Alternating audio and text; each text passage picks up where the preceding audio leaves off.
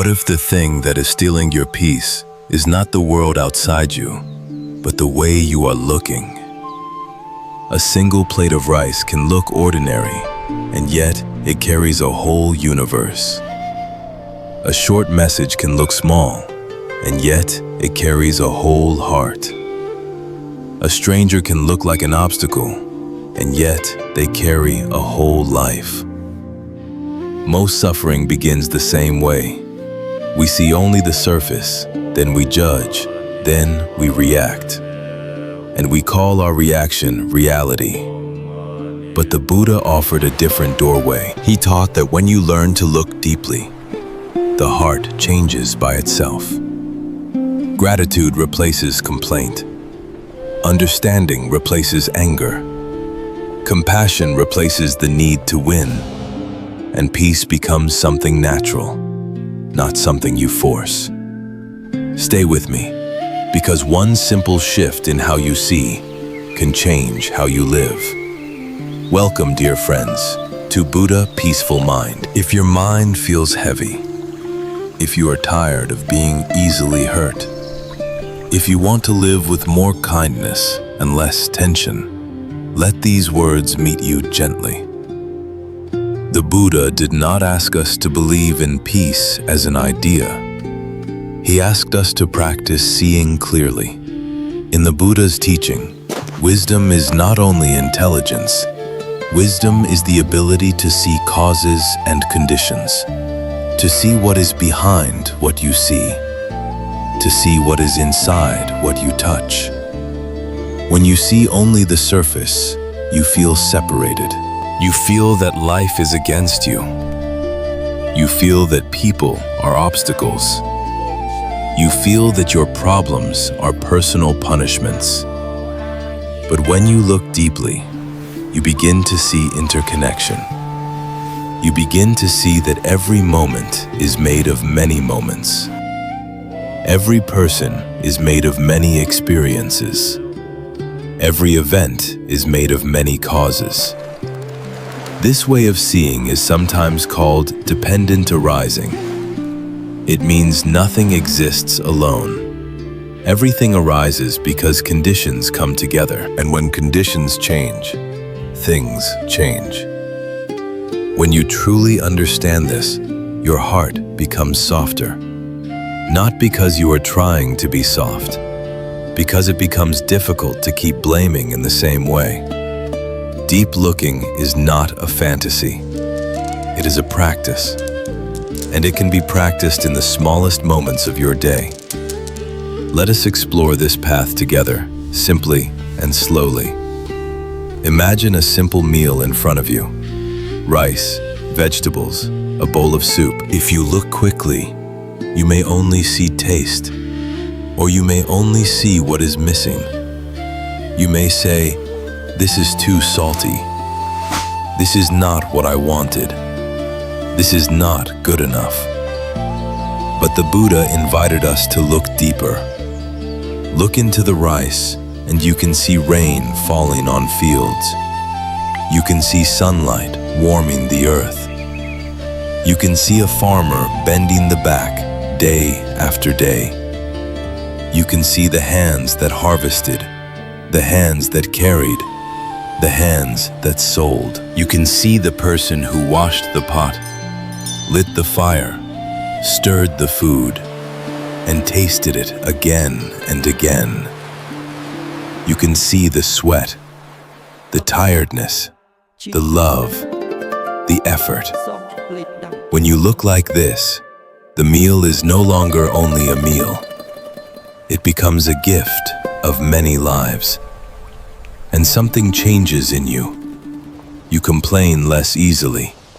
You judge less quickly. Gratitude appears naturally. This is not a spiritual decoration. It is realism. Because the deeper view is the more complete view. The Buddha taught that gratitude is a form of wisdom. It is the wisdom that knows, I did not create this alone. I am supported by countless conditions. When gratitude is present, the heart becomes light. And when the heart becomes light, peace becomes possible. Now think of a small message from someone, a short line that says, "How are you today?" If you look only at the surface, you may feel nothing, or you may reply quickly without attention. But if you look deeply, you can see the person pausing in their day. You can see them remembering you. You can see them choosing words. You can see their fingers pressing each letter. You can see the intention behind the action. A message is not only information, it is a sign of care. When you see the care, you respond differently. You respond with presence. You respond with warmth. And relationships become less dry and less mechanical. The Buddha taught that mindfulness protects love. When you are mindful, you stop treating people like background noise. You stop taking kindness for granted. You stop forgetting what is precious. Deep looking brings mindfulness into love, and mindfulness turns ordinary moments into medicine.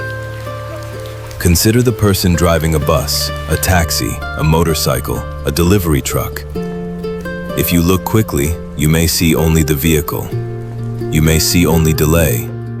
You may see only inconvenience. But if you look deeper, you may see a human being working long hours, a person with parents to support, children to feed, rent to pay, worries to carry.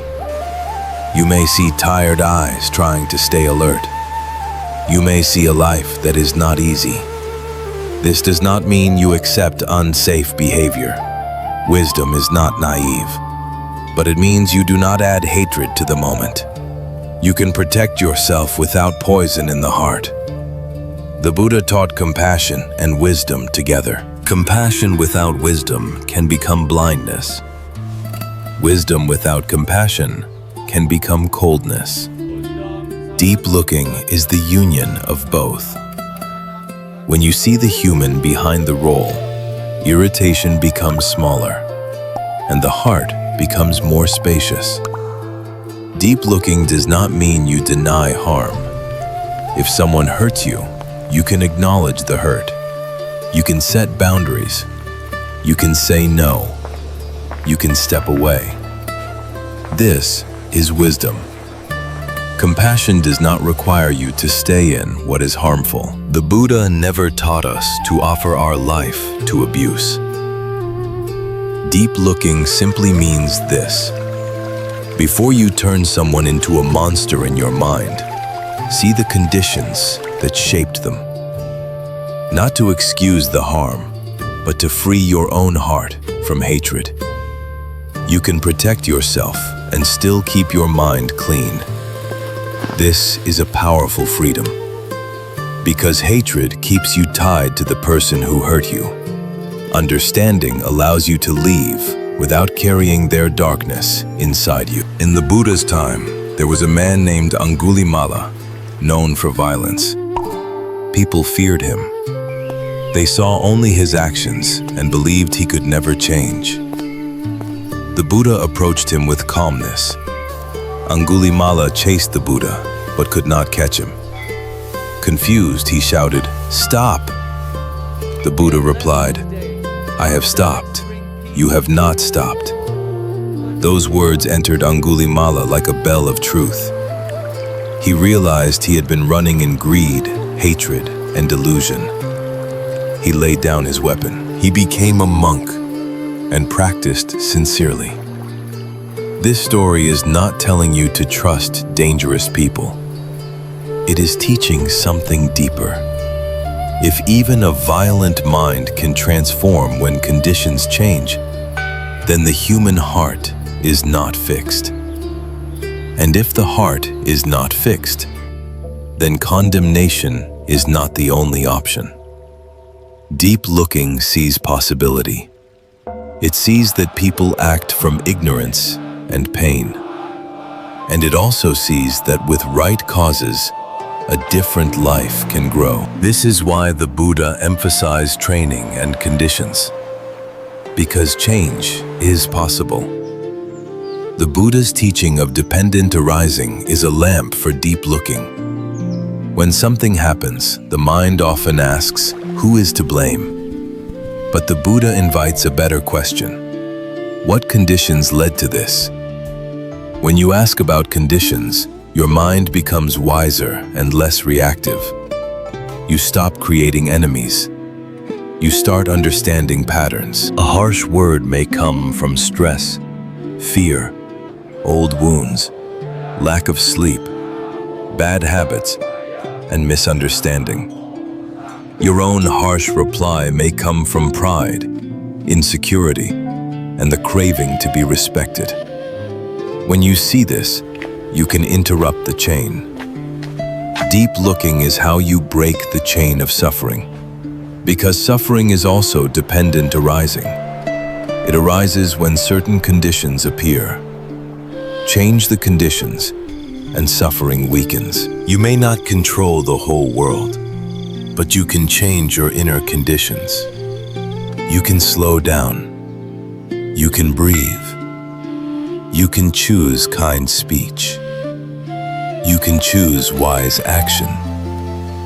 You can choose to not add the second arrow. The Buddha spoke of 2 arrows.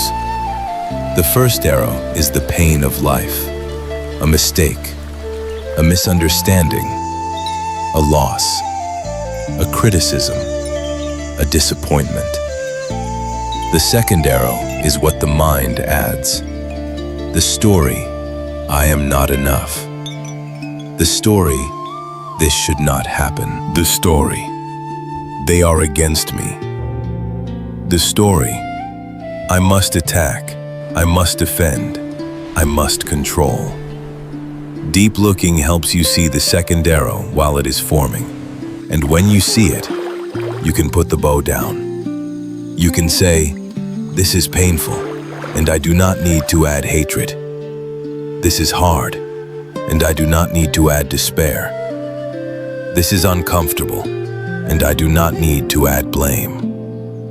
This is not weakness. This is strength. It is the strength of a mind that sees clearly. There is a simple story about insults.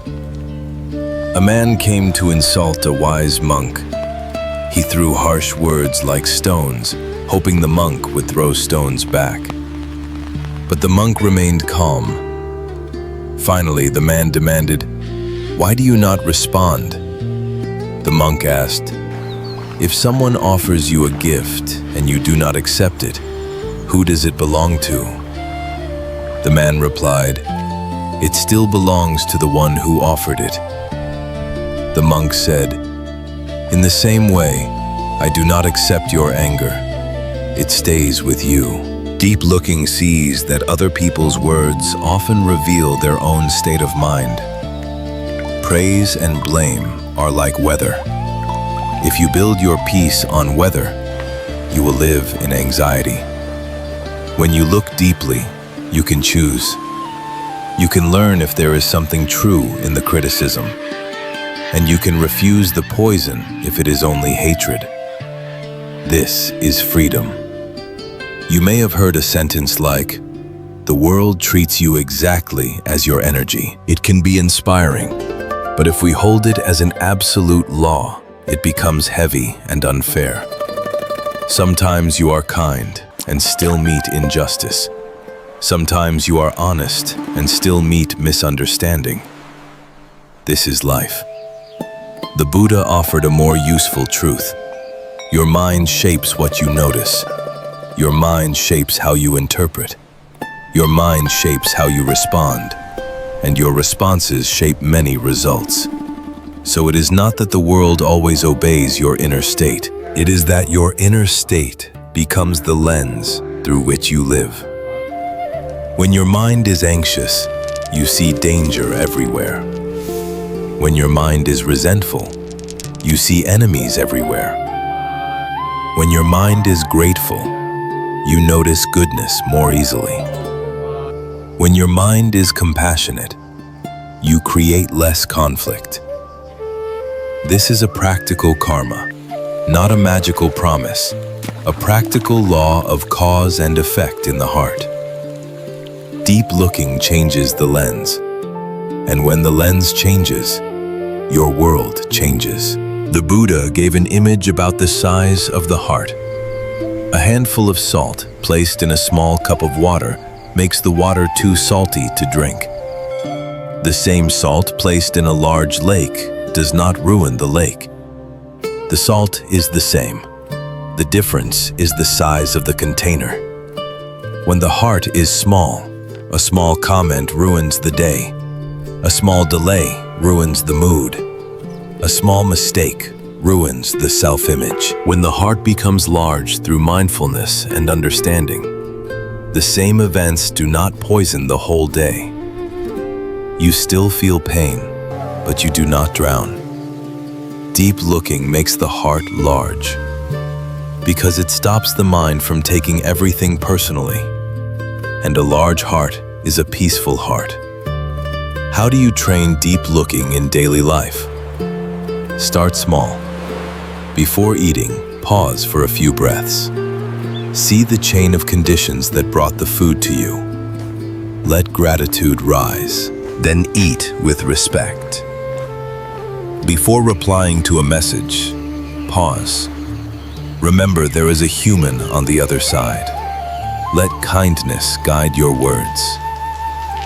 Before judging someone, pause. Ask, what might I not be seeing? What pressures, fears, and wounds might be present? This question alone can soften anger. Before judging yourself, pause.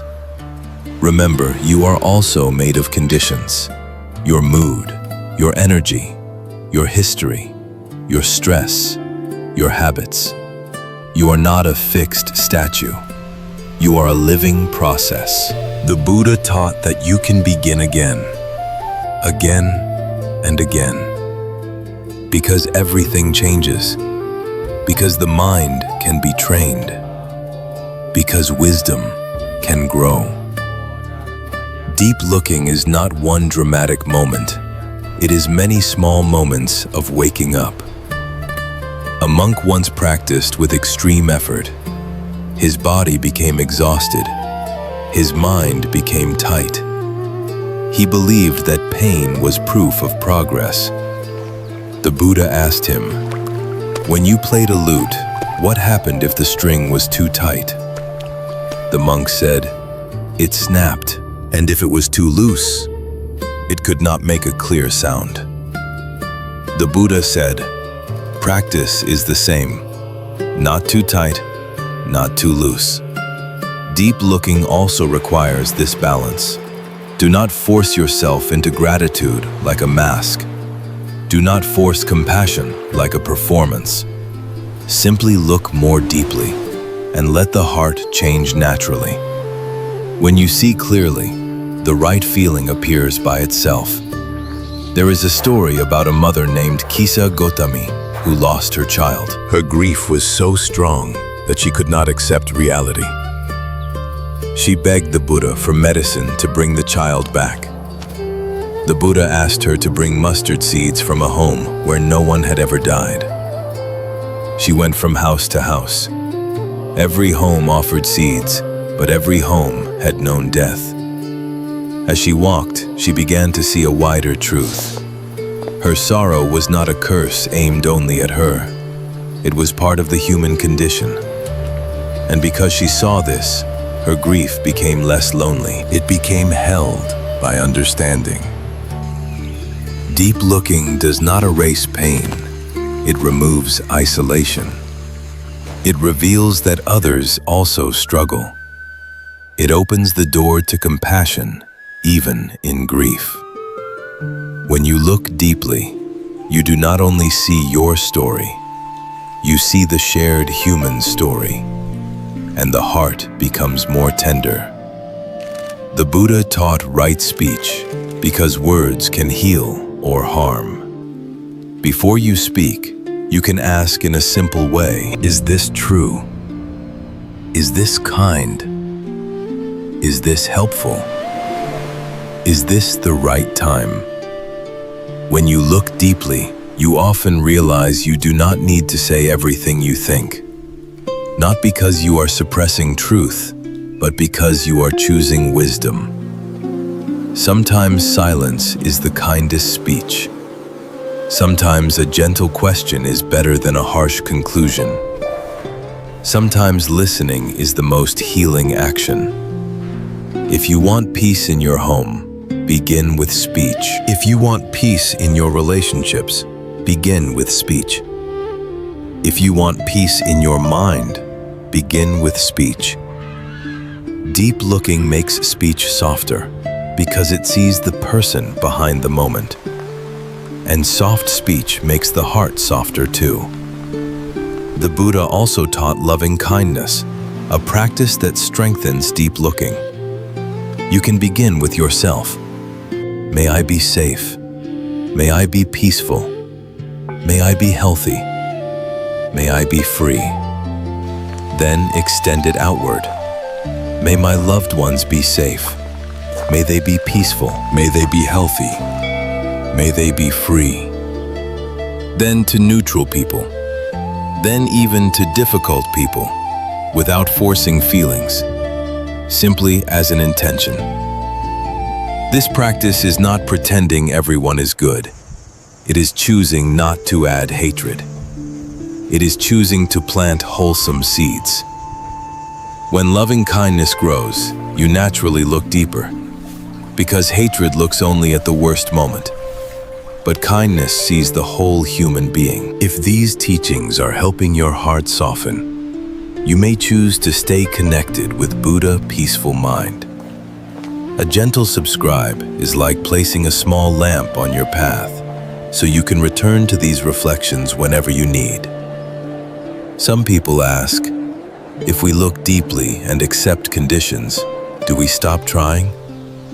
The Buddha never taught us to stop making effort. He taught us to stop clinging. You can work hard without becoming hard. You can strive without squeezing your life. You can pursue goals without turning them into your identity. A farmer plants seeds. He waters and weeds. He cannot command the rain, but he can prepare the field. He focuses on causes, not on controlling the universe. In the same way, you do what is wholesome today.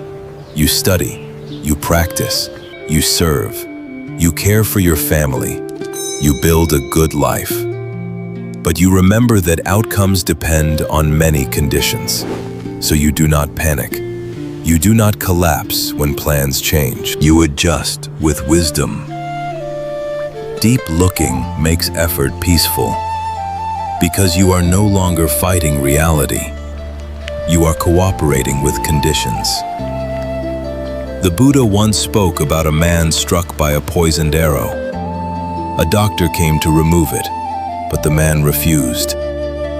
He demanded to know who shot the arrow, where he lived, what kind of bow it was, what kind of feathers were used.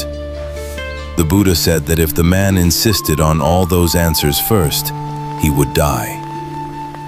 This teaching is for our minds. When we suffer, we often demand perfect explanations before we heal.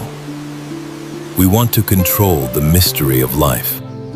But while we demand, the poison spreads. Deep looking is not endless analysis. It is seeing what helps now. It is removing the arrow we can remove. It is treating the wound we can treat. It is practicing the path that reduces suffering. Sometimes the wisest thing is to stop asking, why did this happen to me? And begin asking, what is the most skillful step now? Deep looking can be practiced everywhere. In traffic, when irritation rises, look deeper. See the tiredness in your own body. See the impatience in the mind. See the other drivers as human beings trying to get somewhere. Breathe. Do not add the second arrow. At work, when criticism comes, look deeper.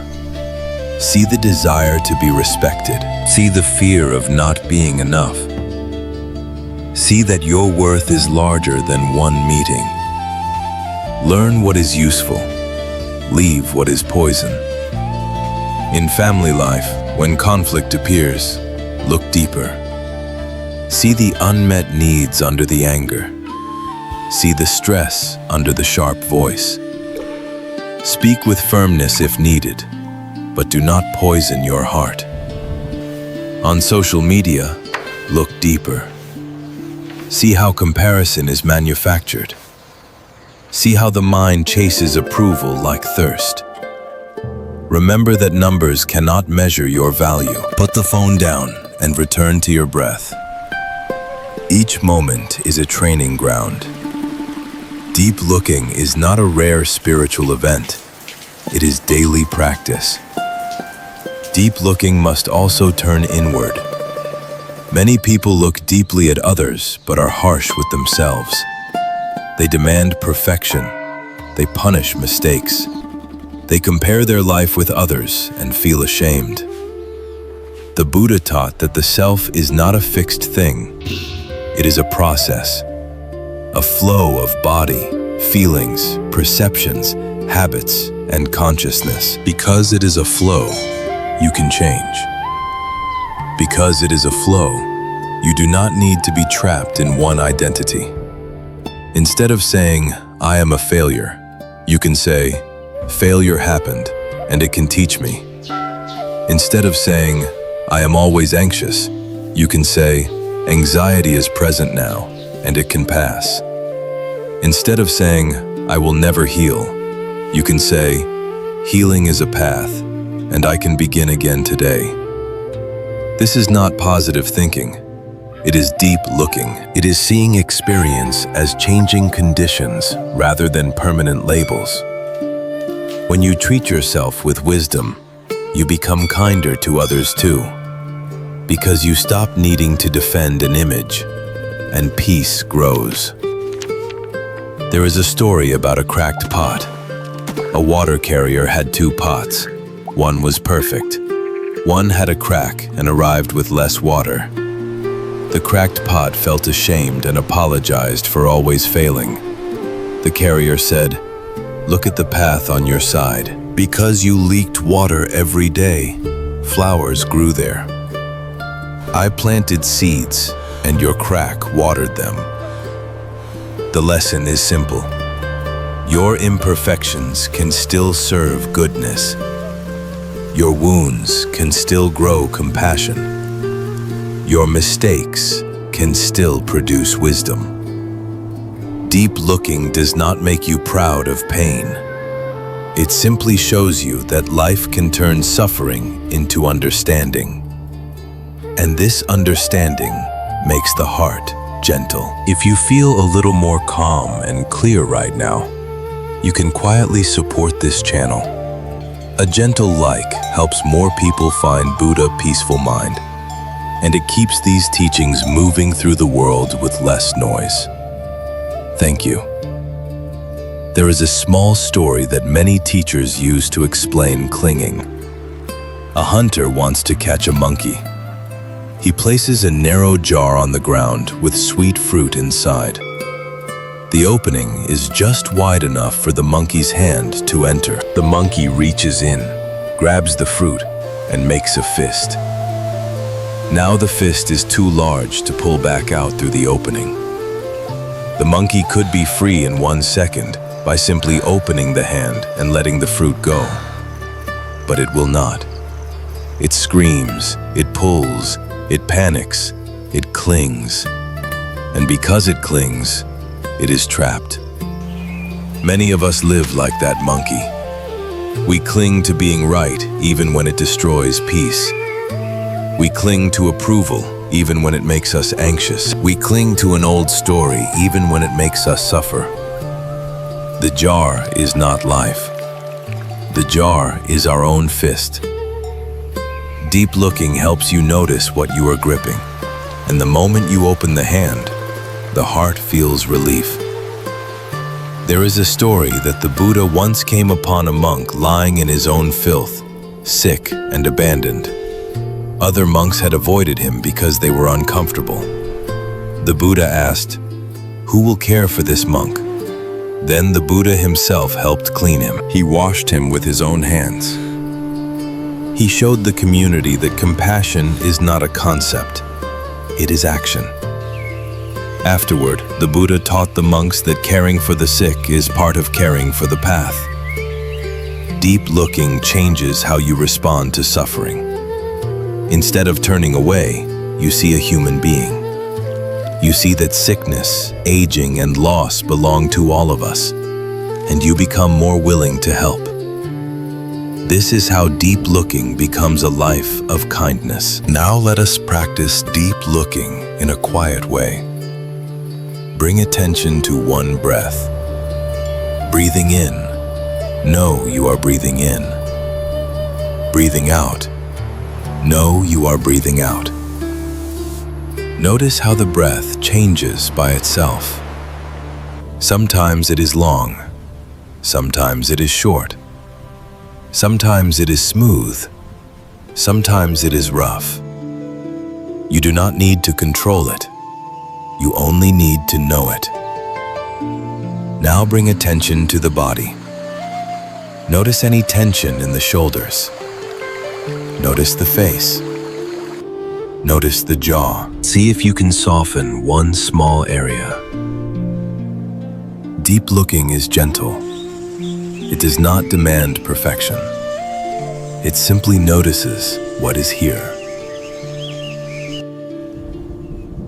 Now bring to mind one person you interacted with today. Maybe it was easy. Maybe it was difficult. Look deeper than the surface. Imagine the pressures they might carry, the fatigue, the hope, the fear, the hunger for respect, the wish to be safe. You do not need to guess their whole story. You only need to remember that a story exists. This remembrance can dissolve hatred. Now bring to mind yourself, your own pressures, your own fear, your own wish to be loved. Look at yourself with the same compassion you want to offer others. This is the practice, seeing clearly, softening naturally. There is a small teaching often shared by wise practitioners. They hold a cup and say, "I see this cup as already broken." Not because they are negative, because they are awake. When you see the cup as already breakable, you drink with gratitude. You do not take the cup for granted. When the cup eventually breaks, you still feel sadness, but you are not shocked. You do not feel betrayed by reality. You can apply this to many things, to a relationship, to a job, to a season of health, to a moment of peace. This does not make you anxious. It makes you present. Deep looking and impermanence work together. They teach you to cherish without clinging, to love without possession, to enjoy without demanding that life freeze.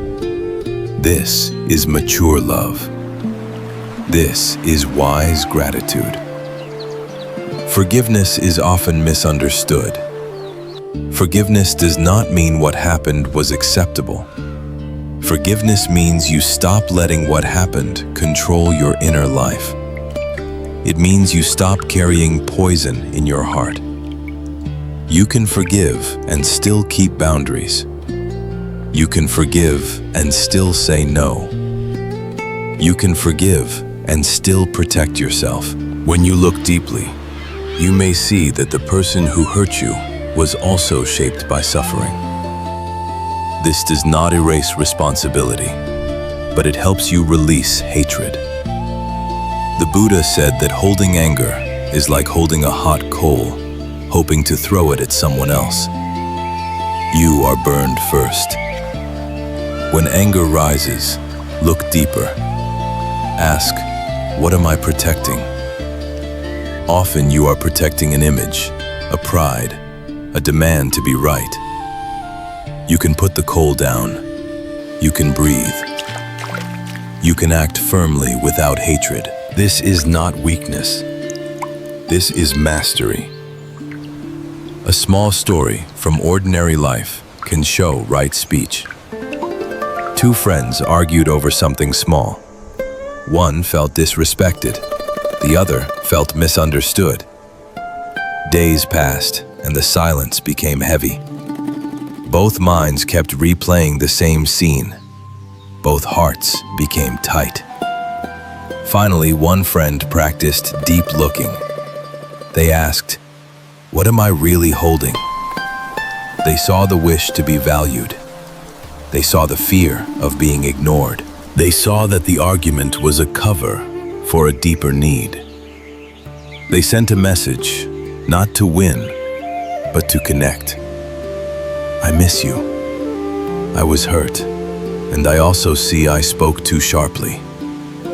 Can we talk?" That one sentence changed the whole direction. Not because the problem vanished, but because the intention changed. The conversation became honest. Both apologized. Both listened. The friendship healed. Deep looking turns speech into a bridge. Without deep looking, speech becomes a weapon. With deep looking, speech becomes medicine. Here are a few simple exercises you can practice for deep looking. When you see someone doing a job, silently honor the unseen effort. A cleaner mopping a floor. A nurse walking fast in a hallway. A cook washing dishes. A teacher preparing lessons. A parent carrying a child. Let respect arise. When you receive a gift, even a small one, see the intention behind it. See time, thought, and care. Let gratitude be your response, not entitlement. When you feel impatient, look deeper into the impatience. Often, impatience is fear. Fear that you will lose time. Fear that you will miss something. Fear that you are not in control. Breathe and soften. When you feel jealous, look deeper. Often, jealousy is insecurity. It is the fear of being replaced, the fear of not being enough. Meet it with compassion and honest communication. When you feel judged, look deeper. Sometimes the judgment is true and can teach you. Sometimes it is only someone else's pain speaking. Learn what is useful, leave what is poison. These exercises are simple, but practiced daily, they change the heart. The Buddha organized his teaching like a doctor caring for a patient. First, there is suffering.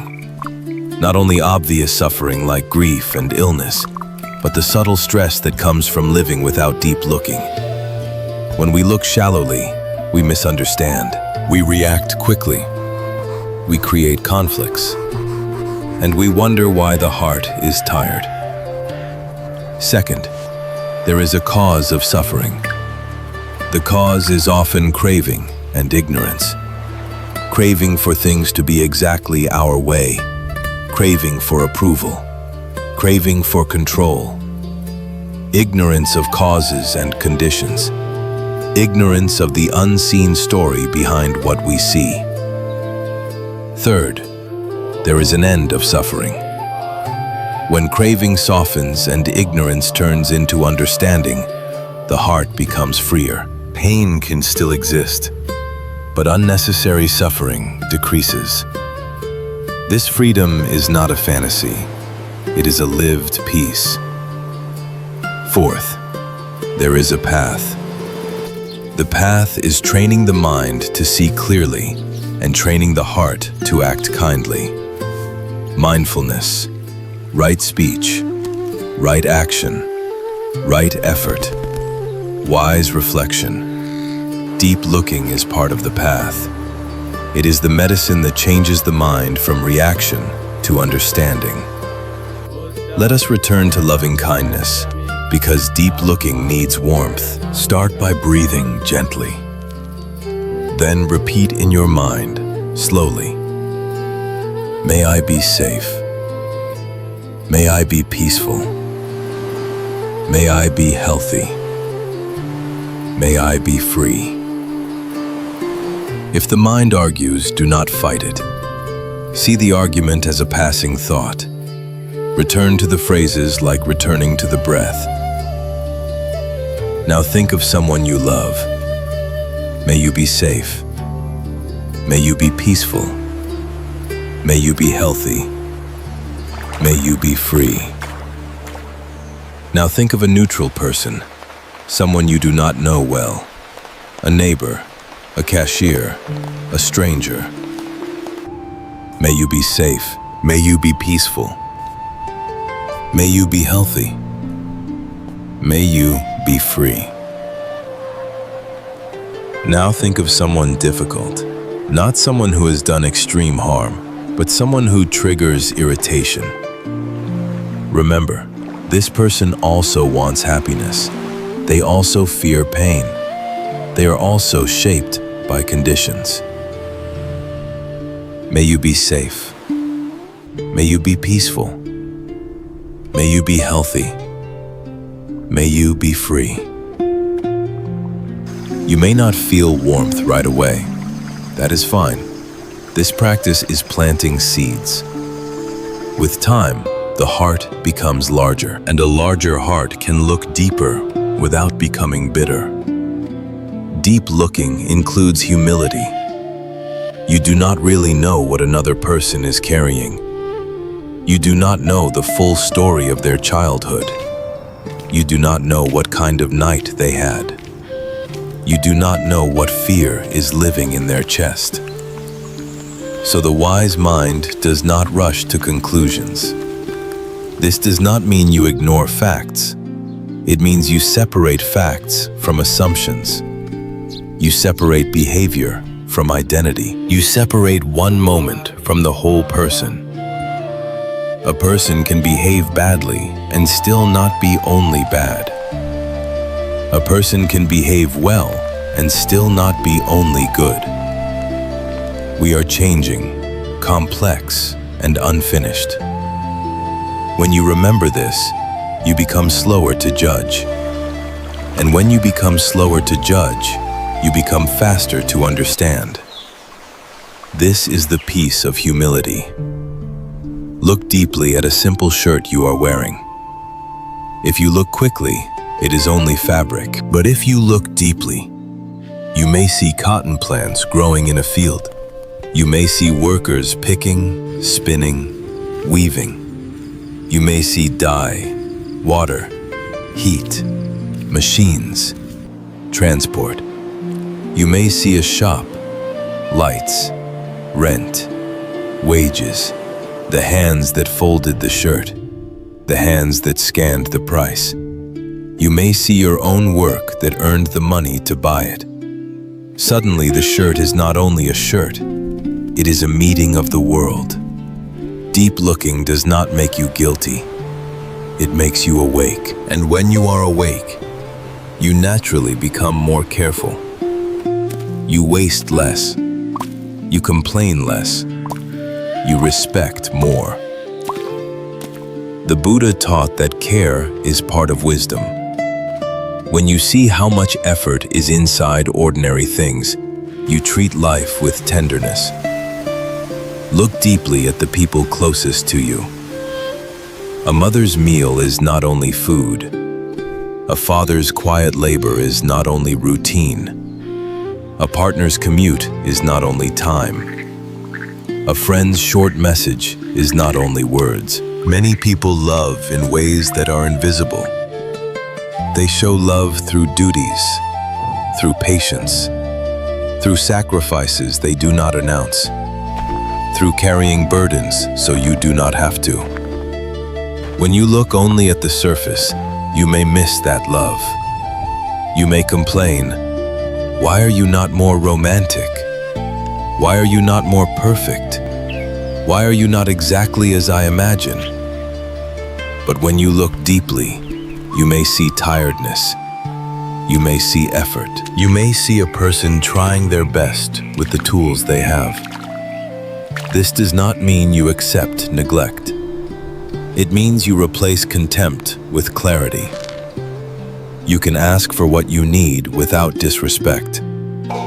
You can communicate without turning the other person into a villain.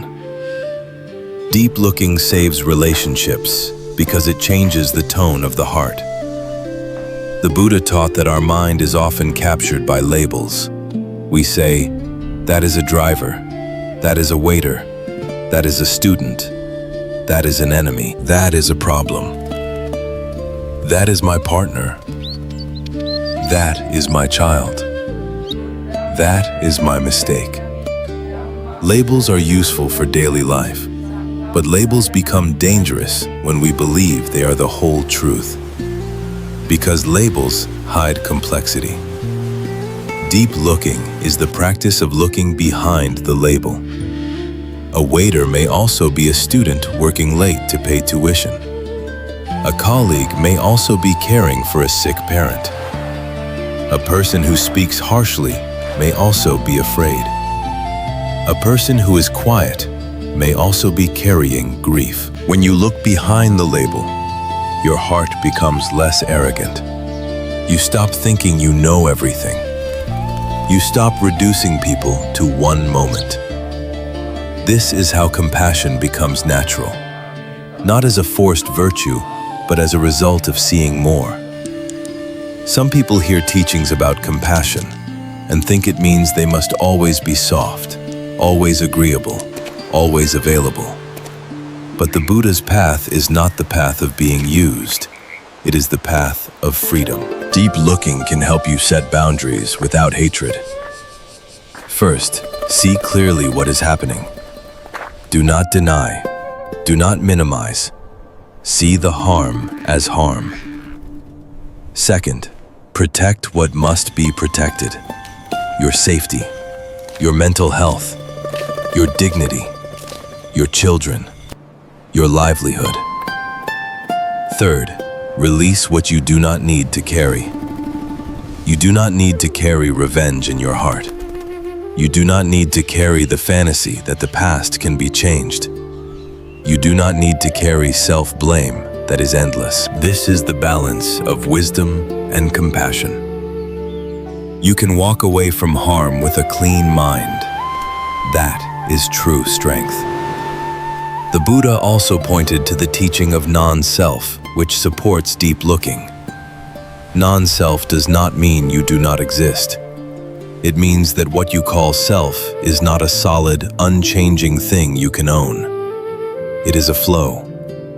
You are made of the body, feelings, perceptions, habits, and awareness.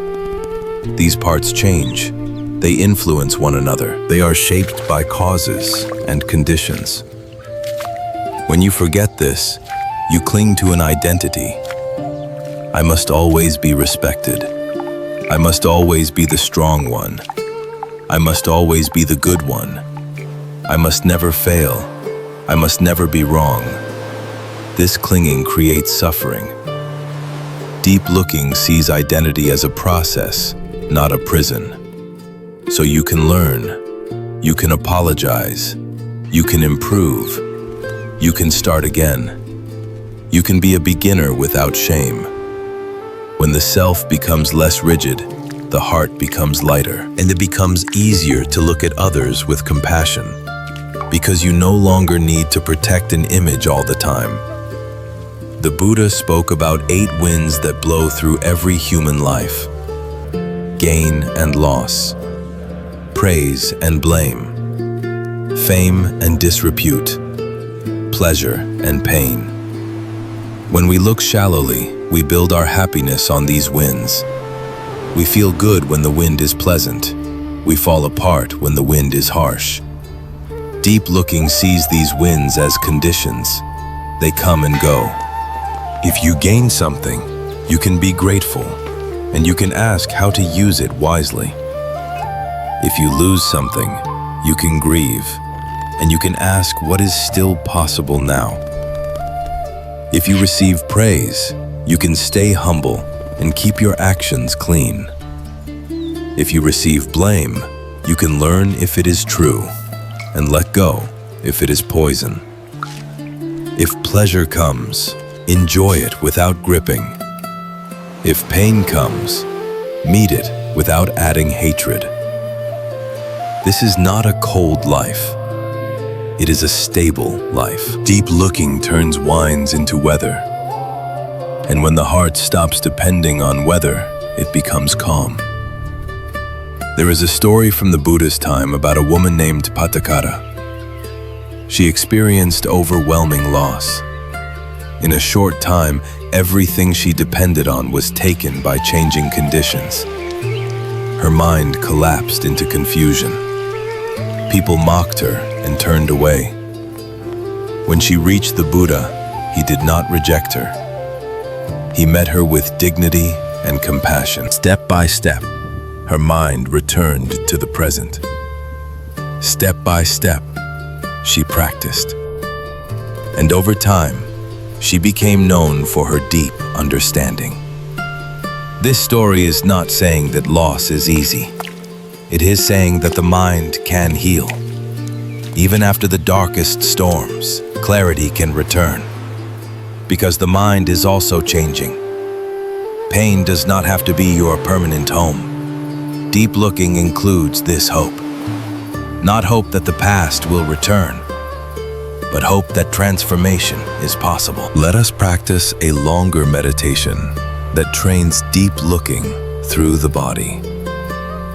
Sit in a way that feels stable. Let the shoulders soften. Let the hands rest easily. Let the face relax. Bring attention to the breath. Do not force it. Simply know it. Now bring awareness to the top of the head. Notice sensations, warmth, pressure, tingling, or nothing at all. Whatever is present, allow it. Move awareness to the forehead. Notice tightness or softness. See that sensation is not fixed, it changes. Bring awareness to the eyes. Soften the muscles around the eyes.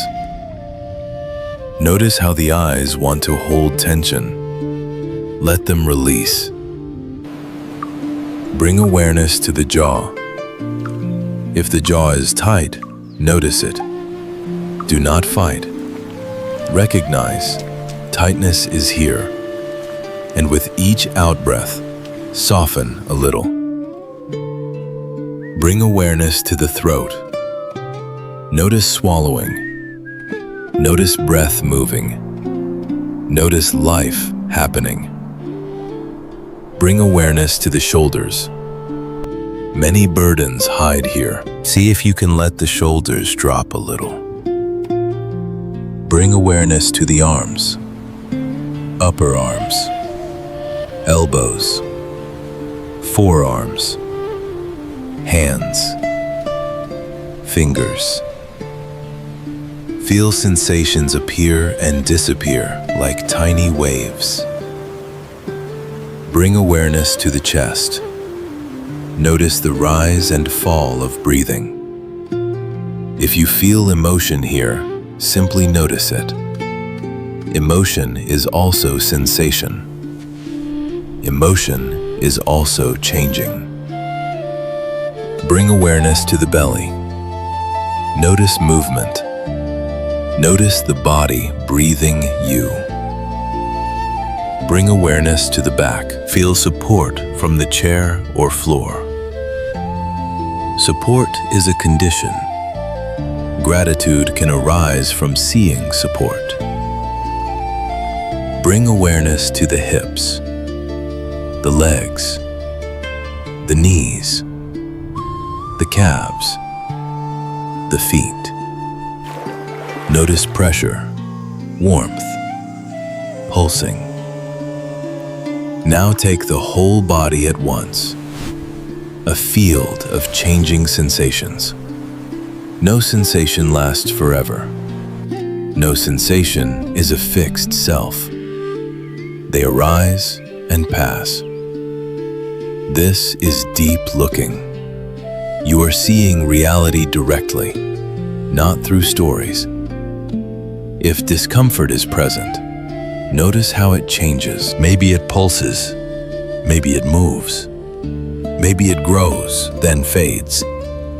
The mind may add a story, "I cannot stand this." See the story as a thought.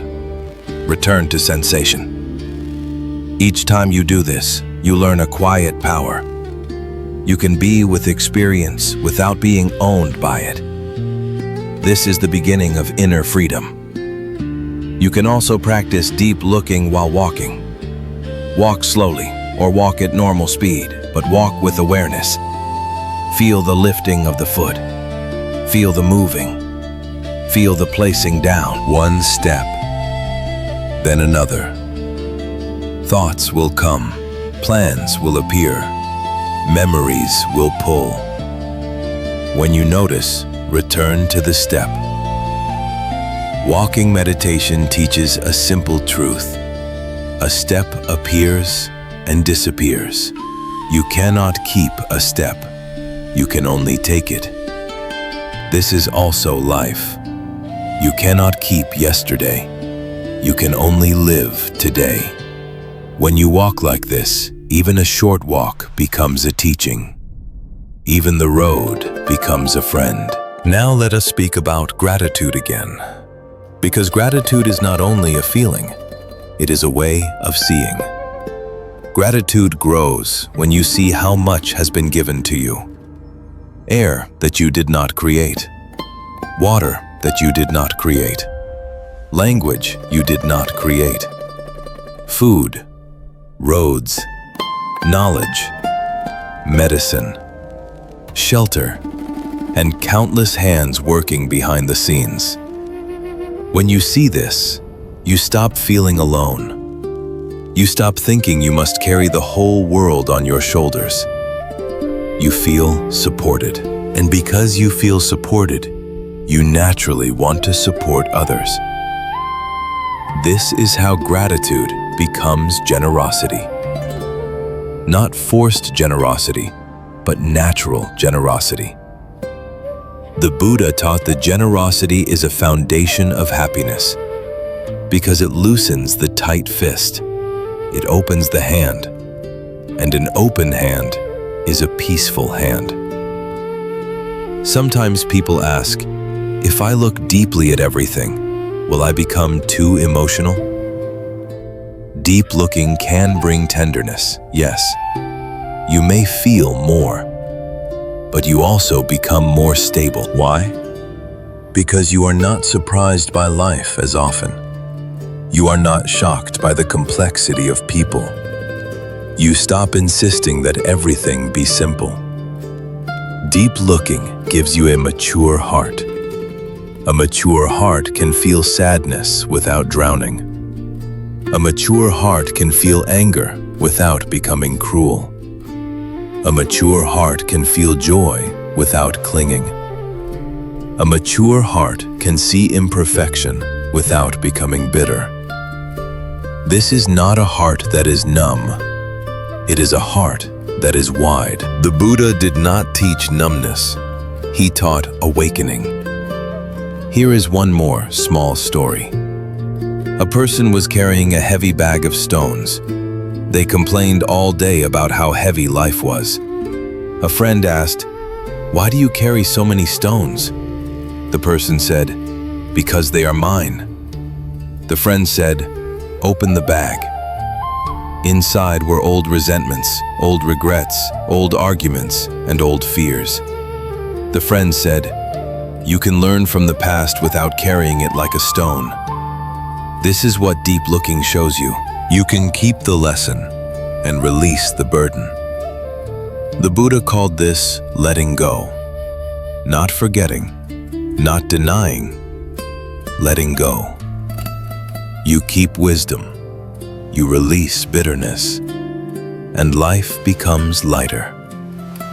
Look deeply at nature for a moment.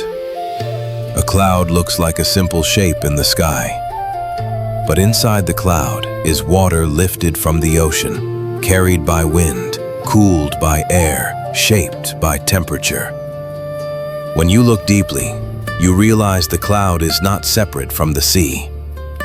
It is the sea in a new form. A leaf looks like a small green thing, but inside the leaf is sunlight, soil, rain, minerals, time, and the work of roots.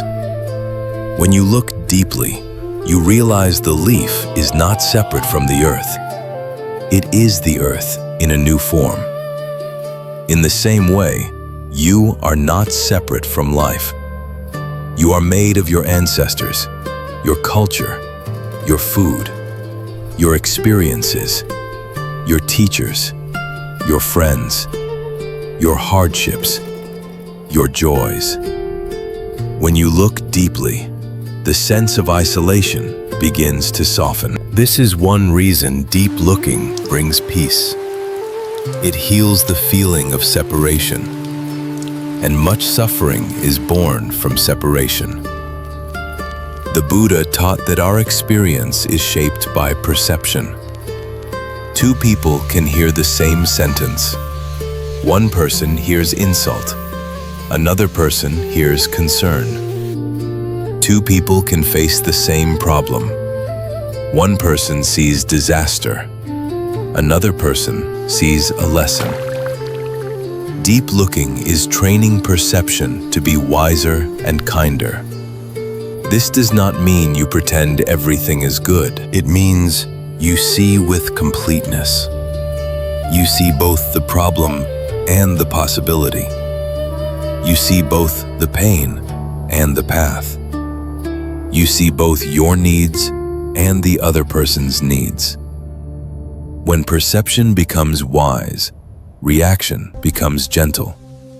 And when reaction becomes gentle, your life becomes calmer. So if you want to change your world, begin by changing how you see. Not by forcing positive thoughts, but by seeing more truth. There is a story about two monks walking on a road. They came to a river and saw a woman who was afraid to cross. One monk lifted her and carried her across.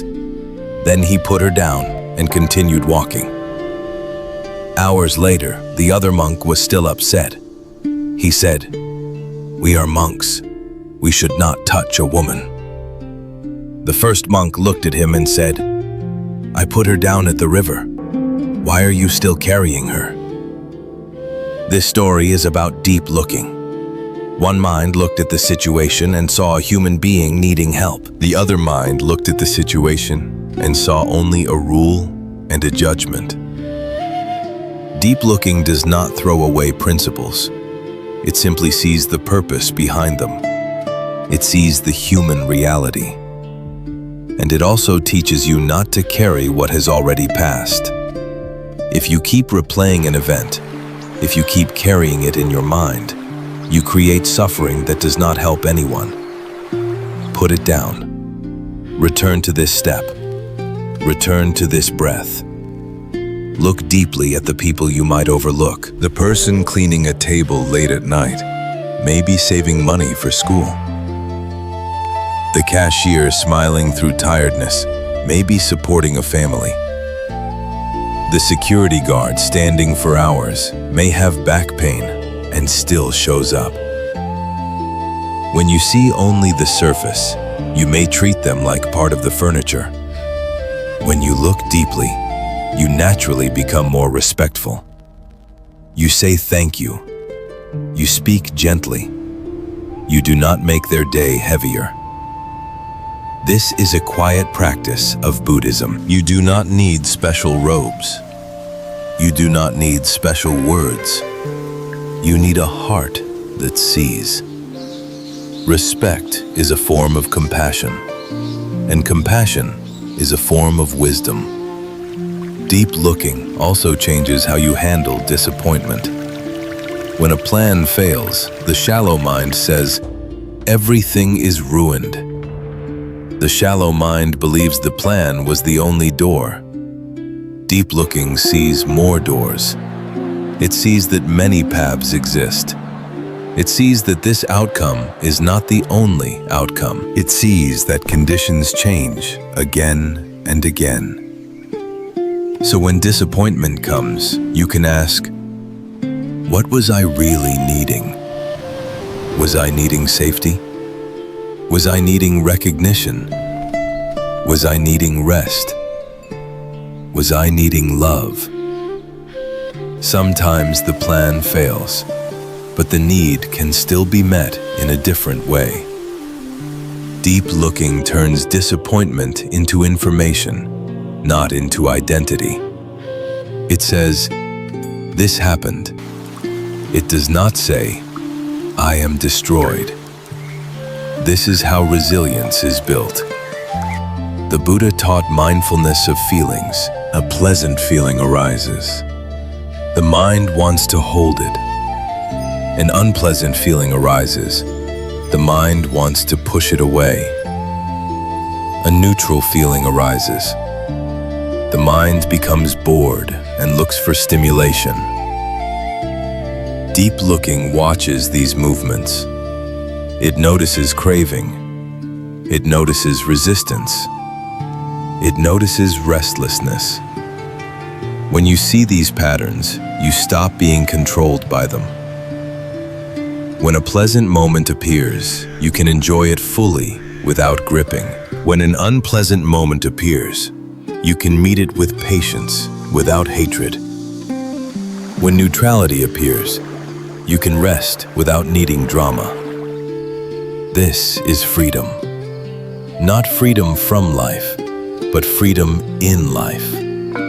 And the more you practice, the more natural it becomes. Here is a simple practice you can use when you feel reactive. First, pause. Give yourself one breath. Second, name what is present. Anger is here. Fear is here. Shame is here. Craving is here. Third, look deeper. What is this feeling protecting? What does it need? What story is it believing? Fourth, choose one wise action. Maybe it is silence. Maybe it is a kind sentence. Maybe it is walking away. Maybe it is asking a question. Maybe it is setting a boundary. This practice is deep looking in action. It turns reaction into wisdom. Let us bring deep looking into parenting and caregiving. A mother with messy hair and tired eyes may look unprepared from the outside, but if you look deeply, you see sleepless nights, constant attention, a mind that never fully rests. You see love expressed through exhaustion. A father who comes home quiet may look cold on the surface, but if you look deeply, you may see a mind carrying responsibility, pressure, and fatigue. You may see a person trying to be strong, even when they are afraid. Deep looking does not deny real problems. If communication is needed, you still communicate. But deep looking changes the heart you bring to the conversation. You speak less like a judge and more like a partner. You listen more. You blame less. You solve more. This is how deep looking turns a home into a place of peace. The Buddha taught that the greatest protection is a wholesome mind. A wholesome mind does not mean a mind without mistakes. It means a mind that chooses kindness, honesty, and awareness. When your mind is wholesome, you speak in a way that reduces suffering. You act in a way that reduces harm. You make choices that create good conditions. This is why the Buddha valued moral conduct, not as a rigid rule to punish you, but as a way to protect your peace. When you lie, the mind becomes tangled. When you speak harshly, the mind becomes hot.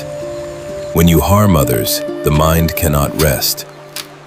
But when you live with integrity, the mind is lighter. Deep looking helps you see the long consequences of small actions, and that vision supports goodness. A good mind is the best fortune. There is a teaching from the Buddha about the power of intention. He told a young monk named Rahula to use a mirror as a reminder. Before you act, look into the mirror of the mind. Ask, is this action leading to harm or to well-being? Is this speech leading to suffering or to peace? Then, after you act, look again. If you see harm, you do not hide. You acknowledge it. You learn. You begin again. If you see well-being, you continue. This is deep looking. Not only looking at others, but looking at your own intention. Many people want the world to be kinder, but they forget the doorway. The doorway is your next intention, your next sentence, your next action. When your intention is clean, your life becomes cleaner. And even if the world is not always fair, your mind can remain steady. Let us practice deep looking with food in an even more detailed way. Before the first bite, pause. Feel the body sitting here. Feel the breath. See the food as it is, without rushing. Now look deeper. See the soil that held the roots. See the rain that fell. See the sun that warmed the leaves. See the hands that harvested. See the people who transported. See the seller who woke early. See the cook who cut, washed, stirred, and waited. Now see your own body. This body is made of food. Food becomes energy. Energy becomes movement. Movement becomes work. Work becomes support for others. So when you eat, you are not only receiving, you are also preparing to give. You are preparing to serve your life. If you eat with gratitude, you naturally eat with moderation. You do not need greed. You do not need harsh criticism. You do not need to chase endless flavor. You taste what is enough. This is the Buddha's simple wisdom. A mindful meal can train the mind for a peaceful day. Gratitude and compassion do not mean you ignore injustice. Deep looking does not say, everything is fine. Deep looking says, see clearly, then respond wisely. If someone is hungry, compassion feeds. If someone is oppressed, compassion protects. If someone is harmed, compassion sets boundaries and reduces harm. The difference is this. Without deep looking, action is often fueled by hatred. With deep looking, action is fueled by clarity. Hatred burns you. Clarity strengthens you, so you can work for a better world without losing your inner peace. You can speak for what is right without becoming cruel. You can correct wrong actions without turning the person into an enemy in your heart. This is how the Buddha's path creates strength with gentleness. A mind that looks deeply can act powerfully and still remain kind. Sometimes the hardest place to look deeply is inside your own pain. When you are hurt, the mind wants a quick conclusion. It says, they are bad. I am bad. Life is unfair. Nothing will change. Deep looking does something very brave. It stays present long enough to see what is really happening. It sees the wound under the anger. It sees the fear under the control. It sees the loneliness under the harsh words. It sees the longing under the jealousy. When you can see the real need, you can respond to the real need. Instead of attacking, you can ask for respect. Instead of clinging, you can ask for reassurance. Instead of avoiding, you can ask for support. Instead of drowning in shame, you can ask for guidance. This is how deep looking becomes healing. Not by denying pain, but by understanding it. There is a gentle teaching about patience. If you plant a seed today, you cannot pull it tomorrow and demand a tree. If you do, you destroy the seed. In the same way, when you practice deep looking, do not demand instant perfection. You will still judge sometimes. You will still forget sometimes. You will still react sometimes. When you notice, simply return. Return to the breath. Return to the question, what am I not seeing? Return to kindness. Each return is a victory. Each return is training. Over time, the mind becomes naturally softer, naturally wiser, naturally more peaceful. This is the path the Buddha offered, a path of small awakenings, repeated until they become your life. At the end of the day, you can practice a gentle reflection. Where did I look only at the surface today? Where did I judge too quickly? Where did I look deeply today? Where did I show gratitude? Where did I show patience? Where did I choose understanding instead of reaction? Then choose one small intention for tomorrow. One pause before speaking. One moment of gratitude before eating. One message sent with care. One boundary set with calmness. One breath taken with awareness. Small actions repeated become a new life. This is the Buddha's practical path. If you would like more talks like this, you can subscribe to Buddha Peaceful Mind. It is a quiet way of saying yes to wisdom, yes to compassion, and yes to a mind that learns to look deeply. Deep looking is a kind of awakening. It turns a meal into gratitude. It turns a message into love. It turns a stranger into a human being. It turns anger into understanding. It turns judgment into compassion. And it turns life from a battlefield into a classroom. You do not need to force peace. You cultivate clear seeing, and peace follows. You widen the heart, and the same salt no longer poisons your whole day. May you look deeply and see the many conditions supporting your life. May you be grateful without taking things for granted. May you be compassionate without losing wisdom. May you set boundaries without hatred. May you live with a gentle mind and a brave heart. Thank you for spending this time with Buddha Peaceful Mind. May your breath be calm. May your steps be steady. May your mind be peaceful.